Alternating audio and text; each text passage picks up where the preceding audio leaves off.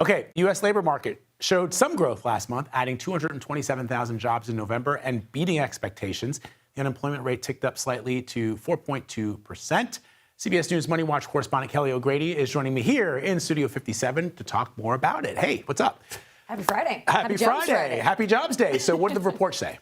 So basically, if you compare this to last month, that's not the way to think about it. Because, we had 36,000 jobs added. You had the hurricane, all that stuff.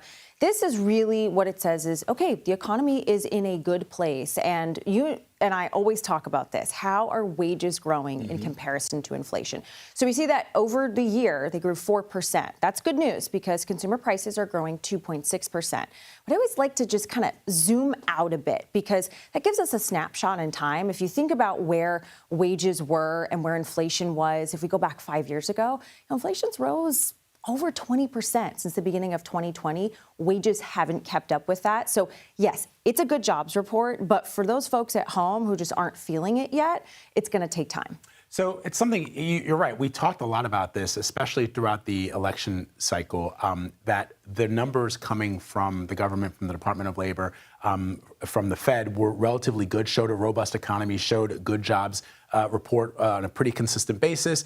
Inflation was coming down. President Biden and the vice president were never able to actually articulate that to the electorate, and that's why they voted for President-elect Donald Trump. But I wonder, as President Biden prepares to leave office, and we are now in the second to last jobs report of his presidency, what do you think the legacy of the Biden years will look like from just an economic standpoint? I think it's strong. You think about it, he inherited an economy that was in the doldrums of the pandemic. And so you have that really strong increase in jobs numbers. Now, we always have to put that into context because, of course, President-elect Trump left office, then having the pandemic impact those numbers. But again, I go back to how people think about what's in their pocket. I mean, sure, you see an unemployment rate, you see all these numbers, you're going like, what does that mean? I just know what it feels like when I'm getting, that wage increase or not. So the report comes less than 2 weeks before the final Fed meeting of the year. What does the data that we're seeing now say about what we could see from the Fed when they meet? Well, two different things, okay? Because the data is kind of telling us that maybe the Fed should consider pausing because we have a relatively strong labor market at that top level and you have inflation ticking up a little bit. So there isn't necessarily the reason that we need a rate cut now to encourage economic growth. We're already seeing it. But of course, what does the market want to see? What do all of us consumers who are thinking about buying a house want to see? The market is pricing in a 25 basis points cut, a quarter point of a rate cut in December. So we're probably going to see that. But there is this argument that, well, maybe we pause right now. Are you actually looking to buy a house?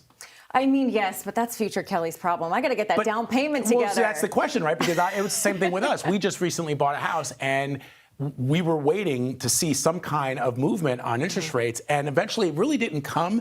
And so you make the life decisions that you make when they're the time to make them. So I wondered if if you think it's time to dip back into the market, it might be a good time, but you're not there yet. Well, I got to get the down payment together. That's more of the thing. That's important too, Kelly. Baby steps, Vlad. Always good to have you. Thank you very much. Happy Friday.